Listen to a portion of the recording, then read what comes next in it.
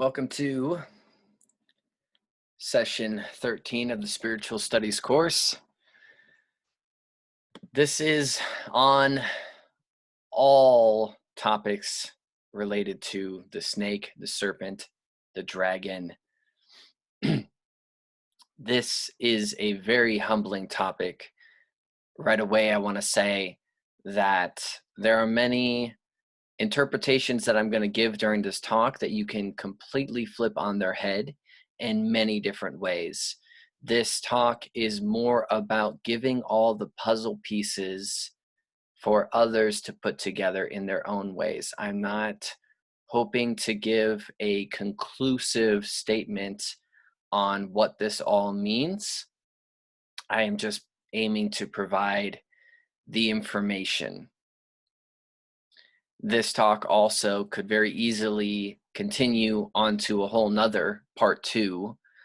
But in this alone, we're going to establish really how beliefs function all across the world in regards to the serpents, how they're all connected, and what tropes we can find, and how it hints towards a past that we don't know about. And you'll see what I mean as we go on. But I want to start with just talking about the snake totem, or the beliefs of what it means if you encounter a snake in your dreams, or if it presents itself to you in a way that seems significant. Totems are most often attributed to the natives, power animals, spirit animals.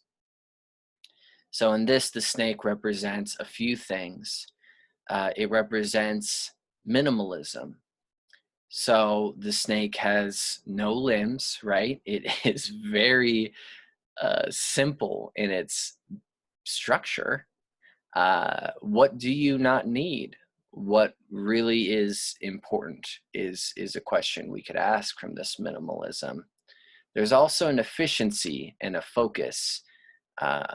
Snakes don't tend to dilly-dally. They are very directed. And also this aspect of shedding the skin, which we'll talk about plenty. What needs to be let go? What needs to be lost to you? How to move forward in a new version of yourself. Also, if obstacles seem like they're far too big, the snake represents something that can take on something much bigger than itself. So it's this kind of empowering. And in the anatomical sense, the snake unhinges its jaws, right, and consumes something that's much bigger than itself. So in this way, it's kind of got this David and Goliath motif to it. And humility as well. Belly to the ground, head in the dust. That could be another lesson that the snake brings. And one that I think is the most kind of wholesome is, being that the snake is cold-blooded, it will bask, it will lay itself in the light. So if it grows cold, it will hold itself in the light. What brings you this goodness? Where and what can you do to reinvigorate yourself simply? So that gives a good kind of general vibe here. And I'm going to start off in another way with some contention. So for those, I can't study this topic without it always bleeding back into these claims of Atlantis. And I'm not accrediting or discrediting these claims, but the idea is that the serpent was the religious symbol, or the symbol of God, to the Atlanteans. And the Atlanteans would subsequently inspire many other cultures, including most notably Egypt. And interestingly enough, the ancient Irish claim that their great teachers came from not the East, like history would say, but from the West, off the coast. and that sages came to them and passed down knowledge, and thus the Druids. And the Druids would inherit two notable symbols for us to consider. One is the Zirskebes, or Zirskib, which is the predecessor to the what is later made into the Nazi symbol, which I mentioned in the Mithras talk. They also inherited the symbol of the Orphic egg, which is not known by just them. This egg, this Orphic egg, is frequently depicted with a serpent around it. One interpretation is that this symbol is a representation of the ancient people knowing of the Earth's magnetic field, that the egg is the world and the snake is the auric movements of the magnetic field around the Earth. However, if we try to interpret the Orphic egg in the Greek myth, the Orphic egg is a representation of this character Phanes, Phanes, the golden-winged primordial being who was hatched from the shining cosmic egg. This cosmic egg was the source of the universe, the thing that came out of chaos. This is called the protogonos, or the firstborn. Phanes means to bring light, to shine. And this name would subsequently also mean, in Latin, Lucifer. So the early form was Phanes, and then as it was brought over to Rome, Lucifer. So this is pre-Christianity, mind you, the name Lucifer. And with this now considered, the serpent is meaning power, energy, pure light, something heavenly. So we're going to jump out of Western thinking here for quite a while. And we're going to cover the world. And the first one I want to talk about, and I find this one very interesting, is the vision serpent of the Mayan. The vision serpent, and serpents in general, were a very important religious, social symbol, revered. The serpent is a vehicle by which celestial bodies reach the earth, okay? So the sun, the stars, the vision serpent is the means of all of these beings out there to reach the earth. So in this way, the serpent could be interpreted as rays, light rays. So we might be thinking that the serpent is this literal serpent, whereas it could just be an abstract understanding of what now would be considered scientific. In addition, this vision serpent had this representation of a symbol of rebirth and renewal, again with the shedding of the skin. So this was so important to the Mesoamericans that one of their infamous ancient religious sites, Quetzalcoatl, I think I'm going to say a lot of these names wrong, so I'm apologizing now for what I've done and what I will do. Quetzalcoatl literally means beautiful serpent. The Quetzali means beautiful, and the Coatl means snake.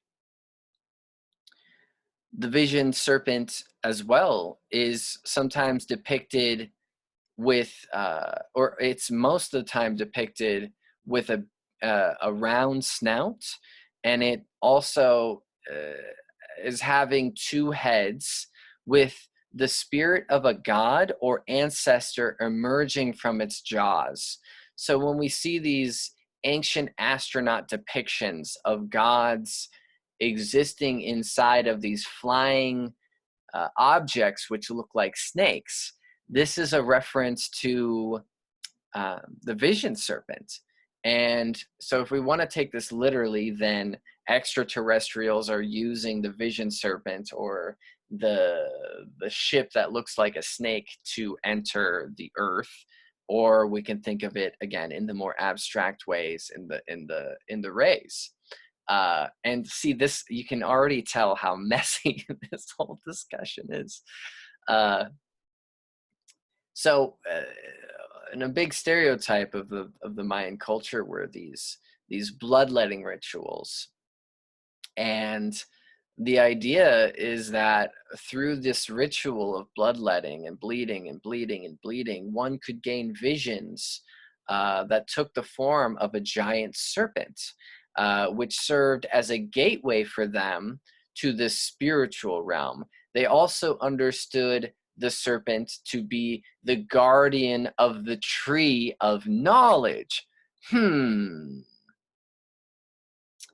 So yeah, dissect that as much as you want. The method of the method in which the ancestors or gods manifested themselves to the Mayan people was by the direct link of the vision serpent. So they would not have knowledge of the spiritual world if it was not for the work of the vision serpent. The idea within this mythos is in the center of the earth, or the center axis atop the world tree. Well, essentially the world tree and the vision serpent are located within the earth itself. So technically the underground, in the very center. This is a theme that we're going to see throughout. So if this sounds confusing now, I'm just planting a seed.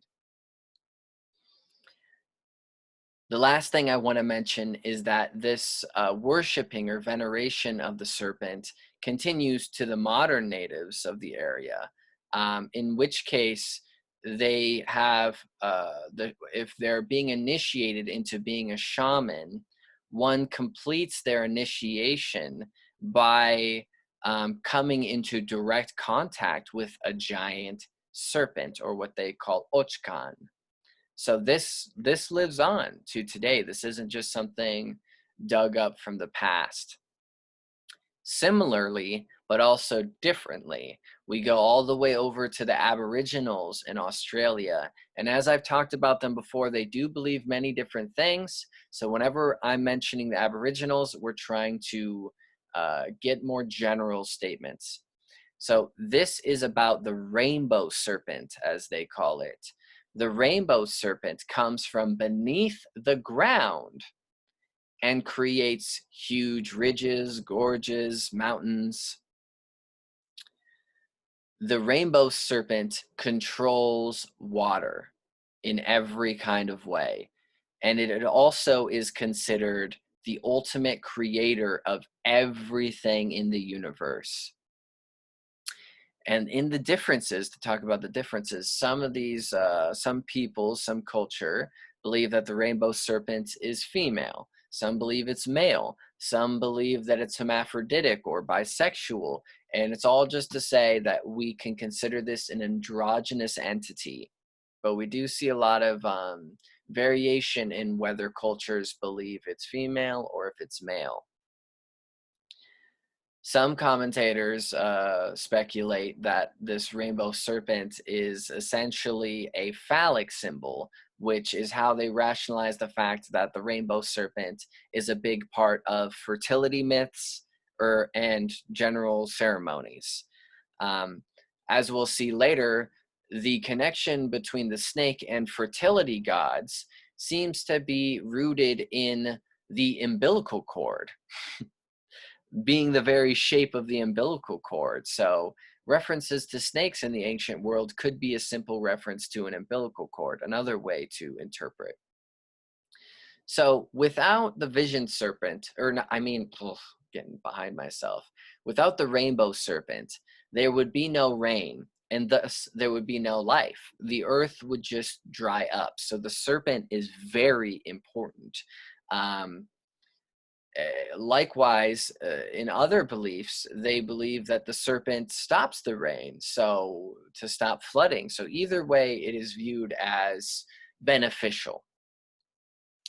An interesting note here is that this rainbow serpent is also identified with a what is referred to as a prismatic halo around the moon, which is regarded as a divination of rain to come. The prismatic ring around the moon is what is referred to as a moon dog.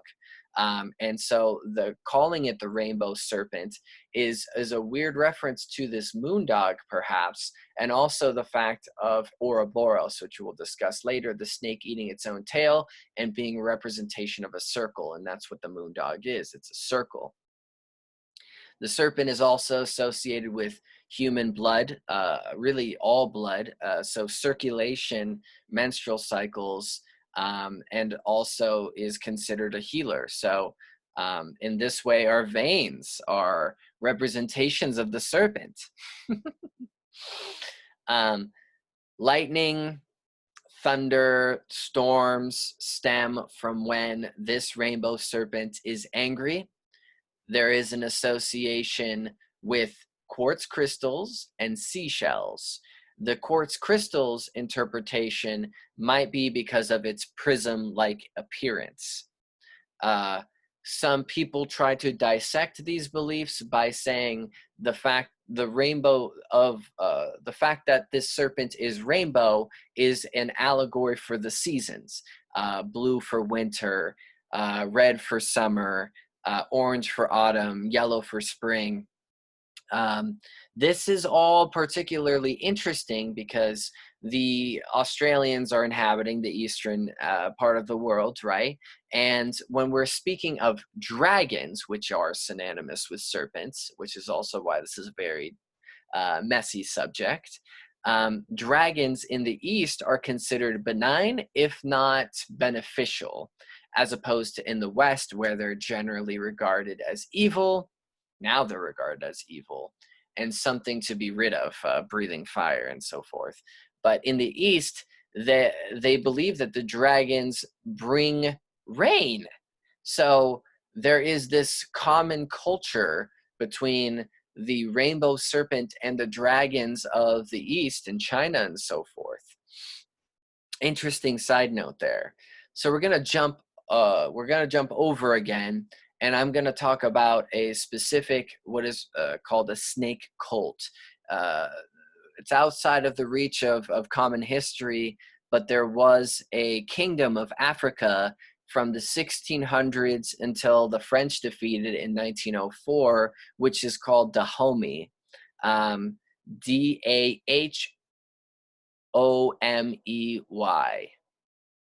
And the chief was always associated with serpents. The central worship of the people was around serpents. So we don't know exactly how far back this belief goes. It's just an interesting side note to consider as we're moving along here. Every python, every snake had to be treated with respect. And even if somebody killed one by accident, they were put to death. The priests that would like care for and home all of these snakes had numerous wives, and they carried snakes around in a hammock, perhaps as a ceremony to expel evil. Now, one of the gods of this mythos is Ashanti, which is a rainbow god. And this god is believed to have the form of a snake. They believed that the snake spirit could manifest itself into any winding objects, such as nerves, such as veins, such as plant roots, or the umbilical cord. thus why they associated it with fertility and life. And while I'm mentioning that, the fertility subject, we also have to talk about the fact of the phallus interpretation, the male anatomy taking the shape of a snake. Okay, moving on. Another one that escapes the common dialogue of history is the Basque culture, Basque. They were inhabiting mostly Spain and Western France pre-Christianity. They believed in this, in their mythology, they believed in what they called the sugar. So Sugaar, almost sugar, could be spelled like sugar, could be mayu, or could be sigio, or could be sorora. But sugar is the common name that we'll take here. They believe that it was the male half of a deity associated with storms and thunder. Mind you, this is all the way over in Spain, so we're seeing all these connections here. Normally imagined as a dragon or a serpent.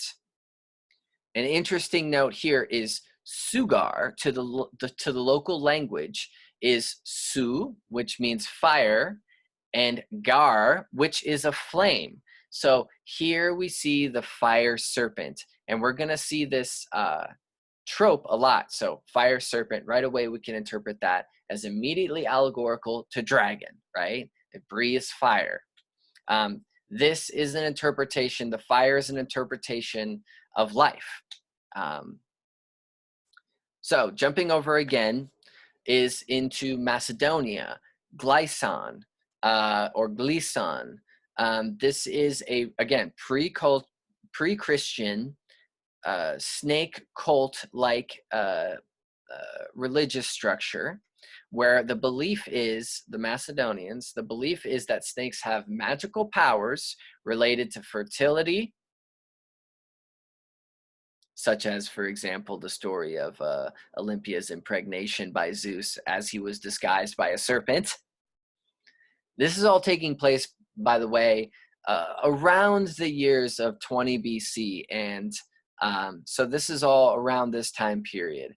And you see many references both in Turkey and in Macedonia, which would become Greece, in all sorts of records that speak of Glyson, which is, again, this kind of deity. One of the quotes is, "Glyson, protect us from the plague cloud." So it's something beneficial. That's something to note here. It's something that is protecting, something that is venerated. It is good, okay? This is so involved in the culture of that area that Marcus Aurelius, a very popular name, would seek prophecies from the snake god, from Alexander and his snake god. So now that I'm in this area, I have to talk about one of the big hitters of this subject, which is the rod of Asclepius. Everybody has seen this, even if you don't know that you've seen this. Asclepius was a healer. And we're talking Greece here, okay? In his healing area, snakes were allowed to crawl freely upon the floor. So you have a bunch of sick and injured people and snakes all around. That's quite the interesting scene, right? And from 300 BC onwards, the cult of Asclepius would become a big phenomena, and people would come from all over to be cured by Asclepius. So something about the snakes and these healing powers. So, and as a side note too, in some of these healing places of Asclepius, they would also have dogs lick wounds. So it's not just about snakes here, but I want to break this down as I'm on this subject right now. The snake, in regards to healing, is the understanding of the use of venom as medicinal. So as with many things that are pharmacological, it depends on your dose. Some things that would be healing in very small doses would be extremely toxic in its regular dose. So this could be a possible interpretation for how Asclepius was healing people by use of snakes. So this is where we get the serpent and the staff appearance. You know, you have the staff and you have the serpent coiling itself around it. This is a development of this Asclepian cult. So the shedding of the skin and renewal, rejuvenation, all of these things speak to healing. It might also, the symbol of the rod of Asclepius might be speaking to the dual nature of death and life, and sickness and health. So it also could be speaking to the mysterious nature of the use of drugs to begin with. So I mentioned pharmaceuticals. This word comes from pharmakon, which is meant drug, but this word also meant medicine, and it also meant poison. So it was understood that all these things go together, and I realized that we have, you know, a lot of potential here to speak of the kind of shady business of modern pharmaceuticals, but that's not important. What is important, though, is that the snakes were viewed as pharmacological and had medicinal properties.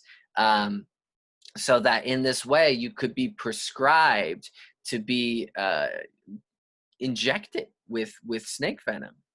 So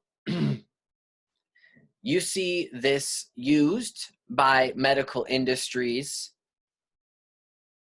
all over the world. When you see an ambulance, you will see the rod of Asclepius. That's what this is. And this is one way that we can interpret why they use that symbol. A side note here is that another one, another symbol that doesn't get used as much, but still does get used, is the bowl of Hygeia. And the bowl of Hygeia is a reference to the god Hygeia, which the god Hygeia is literally where we get the word hygiene. It means health. It was the wife or daughter of Asclepius, depending on what books you're reading. That's an interesting side note there. Another thing that's used by corporate healthcare industries. There's also a weird connection that we have to establish right away here with Christianity in the Book of Numbers, or more accurately, the Old Testament and you know, Jewish texts, where in the Book of Numbers there is what is referred to as the Nehushtan. God, I hope I'm saying that right. And this is a reference in the Bible that God called upon Moses to create a brass serpent on a pole, as saying that anyone who was bitten by the snake in the desert would live if they looked at it. This is going to become interesting later, because in this way a snake is healing these people. But earlier in the Old Testament we have the case where the snake is ultimate evil. So that's just a beginning contradiction that we can get out of the way right away. But there is this comparison between the rod of Asclepius and this story in the Bible. Also, I want to mention that the use of the term fiery serpents can be found throughout the Bible here, and in regards to this rod or staff that Moses used. One way that we can interpret this aspect of fiery to make it very mundane is that the sensation of being bit by venom could feel as if you are on fire. That's one way of making this mundane. However, when speaking of the rod, I have to also mention something that has been fundamentally misunderstood by everybody, and also likely myself, and that is the caduceus.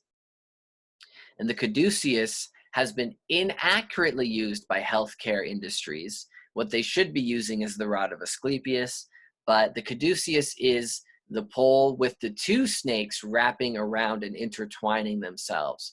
We see the caduceus all the way back in Sumeria with this god, let me try to say this properly, Ningishzida, Ningishzida.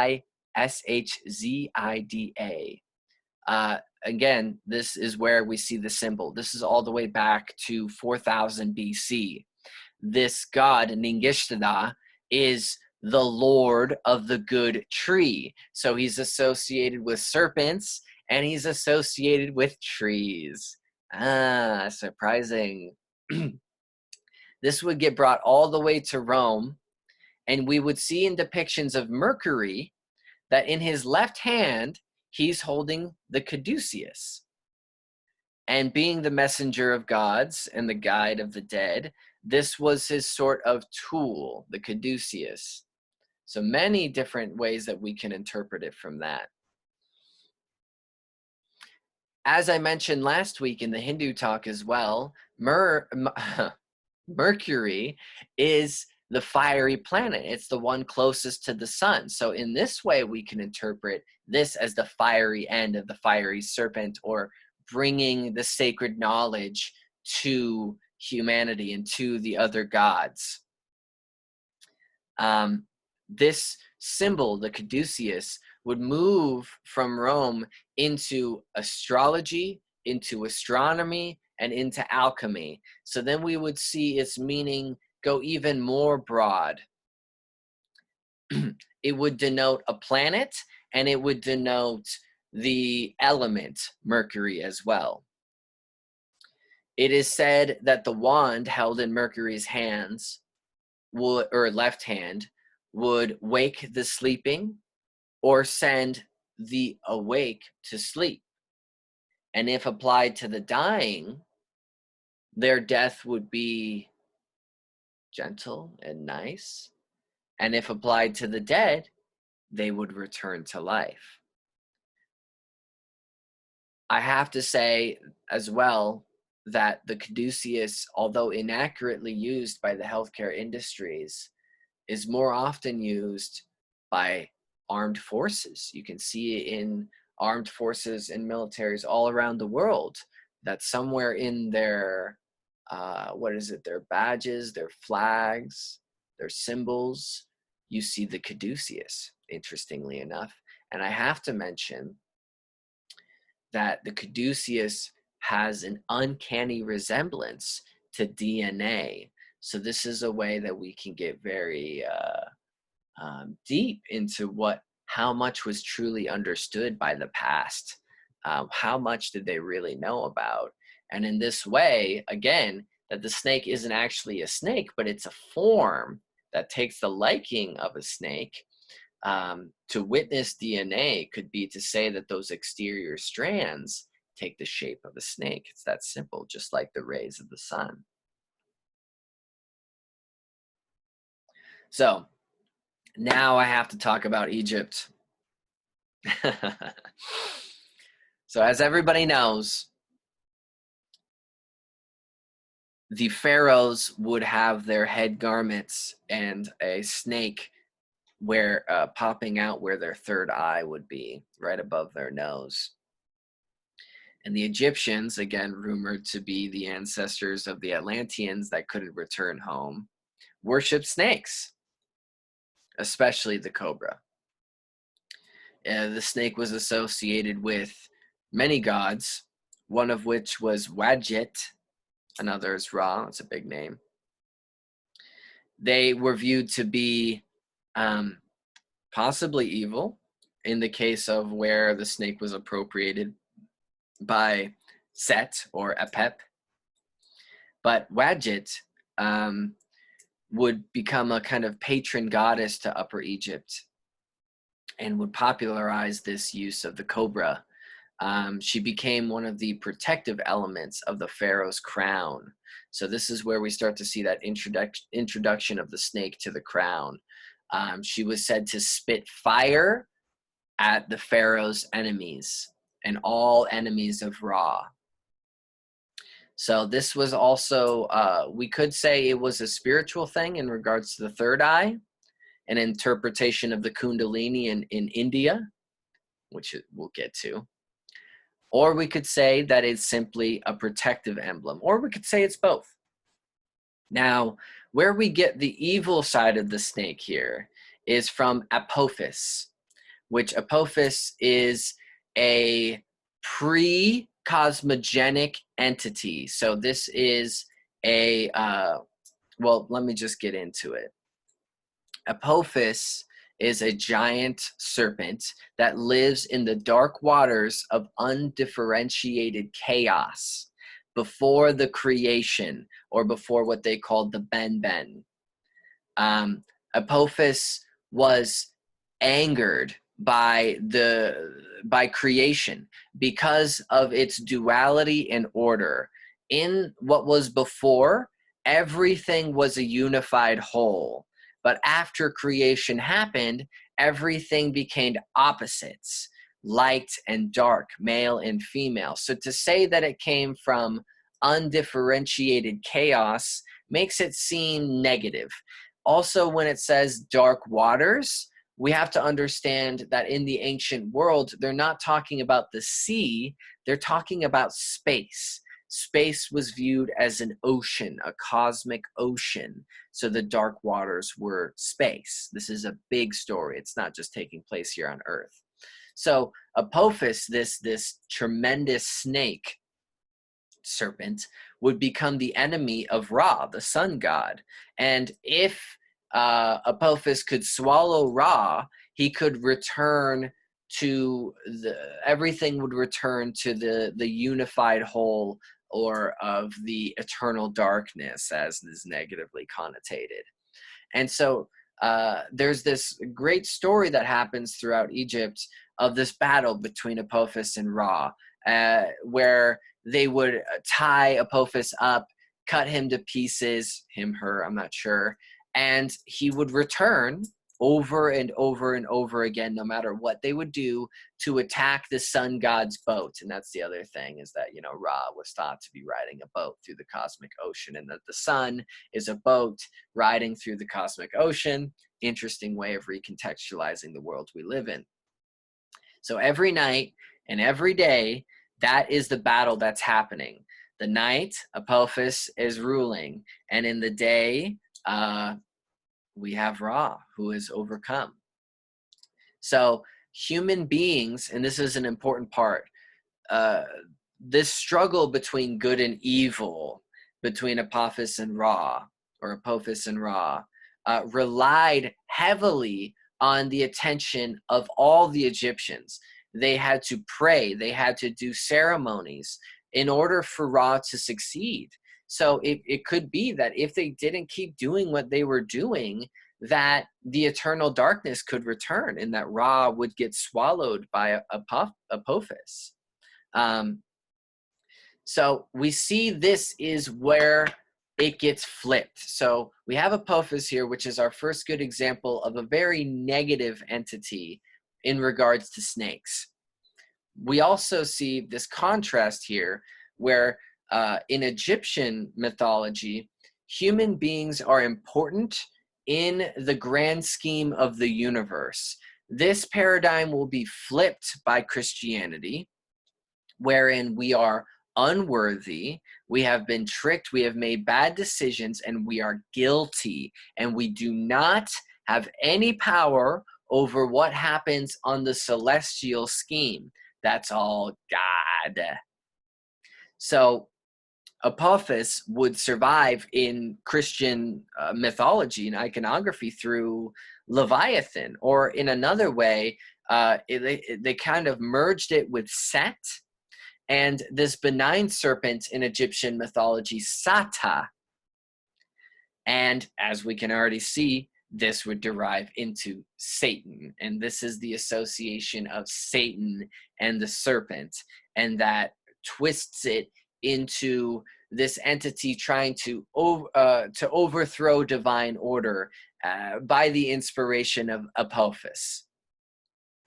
It wants chaos. It's always working to chaos. It will swallow the sun whole. This is a great introduction to the Chaos Conf story, which I've mentioned before. This is something that you'll find in comparative religion. So in Christianity, you have Leviathan being slain by God. God is slaying the tremendous serpent. In Egyptian, as we just saw, there's Ra and Apophis. And then in Canaanite polytheism, of which we mentioned, Lotan is defeated by Baal, the storm god. And then over in Greek mythology, we have Zeus slaying Typhon. Zeus being the storm god. Then we have Marduk back in Mesopotamia and Sumeria, Marduk killing Tiamat and forming the heavens and the earth from her divided body. You see how that's kind of similar to cutting up, Apophis, a whole bunch. And then lastly, which is a good segue for me, we see this in Thor struggling against what is referred to as, what I probably will butcher the pronunciation of, Thor struggling against Jormungandr, which is a tremendous monster snake entity. So this is Norse mythology, which is also where we're going to get the introduction of ouroboros. It's not the beginning of ouroboros, but they definitely helped popularize ouroboros. And if you don't know what that is, I'll explain that in a moment. So we see this introduction of this serpent, Jormungandr, which grew large, so large that it would encircle the world and grasp its tail in its teeth. So the snake eating its own tail and forming a circle.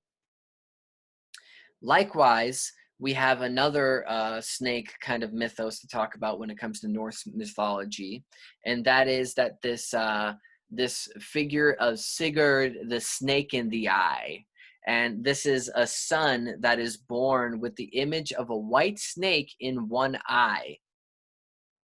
This snake encircled the iris and bit itself in the tail. Hard to interpret, but I'm trying to just show the commonality of all these myths. But to give it more credence, it is a trope, a common belief in indigenous people in South America that at the edge of the water of the world, there is a world disk that is encircled by a serpent, an anaconda that is biting its own tail. So in this way, we saw that the earth is formed from the body of Tiamat by Marduk. And then over here, we see the story in Norse mythology, and we see in South America as well, of this concept of the earth being ouroboros. All of this Leviathan stuff is related to ouroboros, or the snake eating its own tail. We also see this connected to Vedic beliefs, Indian thought. In a Vedic text, the nature of the Vedic rituals is compared to a snake biting its own tail. Ouroboros symbolism is also used to describe the Kundalini, which I mentioned before. So we have to talk about the Kundalini now for a little bit, which is something I've been hoping to talk about for a while. The Kundalini is described as a divine power that shines like the stem of a young lotus, or like a snake coiled round upon itself. She holds her tail in her mouth and lies resting half asleep at the base of the body. And if we're talking about Hinduism here, then we could also say that Ouroboros, or the snake, is a symbol for the cycle of samsara, birth, rebirth, or death, rebirth, death, rebirth. Kundalini, literally translated, means coiled snake. Kundalini is the act of awakening the coiled snake that lies in the lower portions of your personhood to extend, to become an open conduit, and to electrify you, to experience the all. The Kundalini experience is reported as a distinct feeling of electricity running through your spine, which takes the shape of a snake. And that this Kundalini is a kind of cosmic energy that collects into the base of your spine. And I'm going to explain this a little bit more, so just bear with me. And when this extends, it reaches to your crown chakra, reaches up to your head, and produces an extremely profound transformation of your consciousness. This Kundalini is associated with the divine feminine. We find it more in the traditions of Tantra and Shaktiism. As another side note, Vishnu sleeps on the serpent of eternal time. Interpret that as you will. So in this way, we see here in the East that it represents a number of things. It represents the perpetual cyclical nature of life, the renewal of life, eternity. As we mentioned in the Hinduism talk last week, the Hindu concept of time is circular, it's cyclical. Thus, the snake represents this concept of time and death and rebirth, and thus our own immortality, being that we will come back and come back and come back. The soul is referred to as is the naga, which is a word that has many interpretations, but here it means the footless one. And the soul is not physical. So this is what I'm saying. The snake is a reference to our soul. And the footless one is a reference to the fact that the snake does not leave tracks. And in this way, the soul does not leave footprints because it is not physical. So that's why it is likened to the snake in the fact that it doesn't leave tracks. And why we're fearful when we might see a snake is also a strange allegory for the fear of meeting our own soul, which is interesting. And also this aspect of us shedding our body as we do, the soul shedding its body and moving on to a new body, another symbolic reference to the snake. So how many ways do we want to look at this? The Kundalini in this way, the coiled snake at the base of your personhood, is your soul resting in a half sleep. And the exercise of reaching Kundalini or teasing it upwards to uncoil itself is to experience your soul. So is all of this, to break down many of the things that we've talked about, is this phallic, right? Are we talking of fertility alone? And are we talking of the creation of life? Are we talking about a destructive force too? Like death is destructive. It being both sides, right? So in this way, the snake being both extremely positive and extremely negative. Also, this aspect of regenerative force, of things being reinvented, renewed, reinvigorated, transformed. In India, with Shiva, the serpents also represent releasing that of which is no longer needed. You need to let go, like shedding the skin, which brings us back to the talk of totems all the way at the beginning. This all feeds into each other. Okay.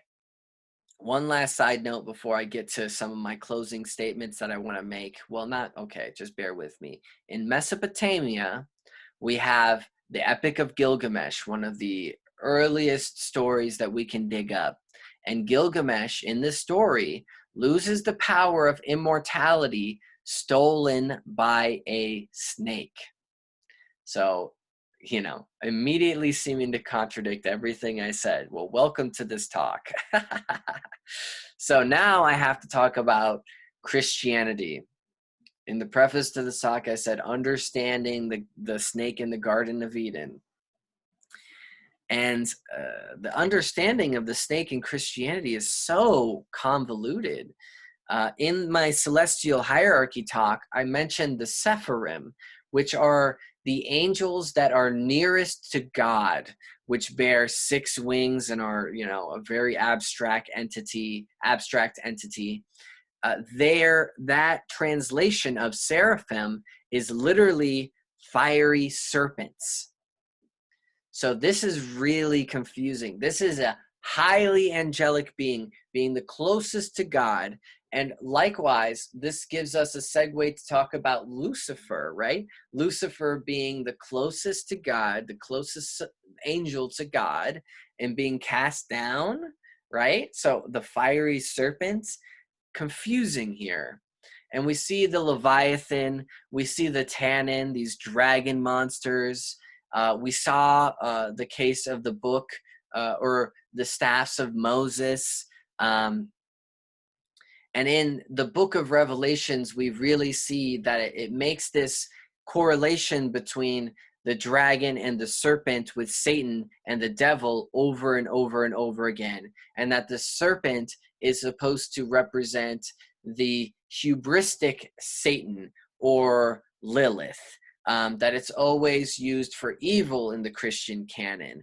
And yet again, I'm going to speak to another contradiction, because there is this quote where Jesus is speaking to this character in the Bible, Nicodemus, and he says, here's the scripture: just as those who looked in faith to the serpent in the wilderness were healed, so a reference to the rod of Asclepius, so those who look in faith to the lifted up Son of Man will have eternal life. Highly convoluted stuff here. So let's try to dissect all of this that I've just threw out there a little bit. And again, I want to repeat that I wanted to give this talk mostly to give everybody else the puzzle pieces, things for you to look into more. This is by no means an understanding of this subject. In Theosophy, there is a much different story in regards to the serpents and the story of the wise serpents, and that the wise serpents are actually associated with the tribes of Levi, which brings a whole nother interpretation to this story. And also that the wise serpents were a type of people instead of strictly an animal. So a reference to a kind of tribe, or maybe a reference to the Atlanteans, right? So what I really want to touch on here is that I've mentioned things all around the world. I've neglected a few things. For instance, the fact that the Hopi have a belief that the Indians in the southern United States have a belief in the snake people. I think they're called the Seti, that saved them from the flood, that came from the ground, that came from the underworld. A lot of the things that I didn't mention, there's so much more to unravel, but we have to pay attention to the fact that this is everywhere, that not one culture, no matter how seemingly isolated they are, has a snake mythos, in that it is tied to spirituality in some way. To make it purely evil seems like a severe undercut, right? So the Egyptians observed this in two sides, right? The snake protected them, healed them, did many beneficial things for them, but was also used as the primordial chaos, a representation of the primordial chaos. And similarly, we see this much more contradictingly in Christianity, where in some ways the snake is beneficial. It heals all those people when it's on Moses' staff. But then we see that it's severely negative in swaying Adam and Eve to bite of the fruit of the tree of knowledge. And this association with the serpent and the tree of knowledge is a very interesting one. We could understand this Kabbalistically. We could understand this as an actual phenomena of the inner earth somehow. We could understand this as a purely celestial symbology. But it's to say that on all the levels that we've talked about it, the snake as a mundane animal, in all the lessons that it can show you just by its sheer being, and then also applying that to the Orphic egg, all the way to the severe, grandiose scale of the celestial cosmos as a kind of being that had a hand in the very birth of everything. And it might be interesting to look at all these things that I've said, the snake being good, the snake being evil, and interpret it in just the way that the Kundalini does. that the snake is the soul. And this could bring some interesting realizations that it is both very good and very bad. And when I say it's very bad, it's us reacting to its truth negatively. And that potentially the unified whole of the pre-existing cosmos was maybe a very ideal place for the soul, that the act of creation split it from its completion, and thus we now have the journey of the souls, and having to be born and to die, to having to be born and to die, and to wonder and to feel uncertain and to be unfulfilled and so forth. And in this case, the Apophis of Egypt was the good guy. There's this, all of what I'm speaking is a highly convoluted story because it's touching on so many subjects, from healing to death to the fact that it could just be rays, to the fact that it could just be DNA. Without me belaboring much more, I just have to invite you to use this talk as an inspiration to question the lore that led up to the serpent being depicted as negative in Genesis and especially in Revelations, and to know that this subject has a history that seems to go back further than we're willing to acknowledge as a modern society.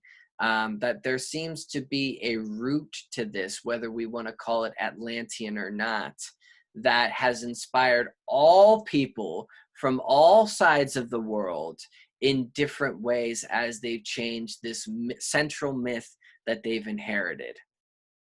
Okay.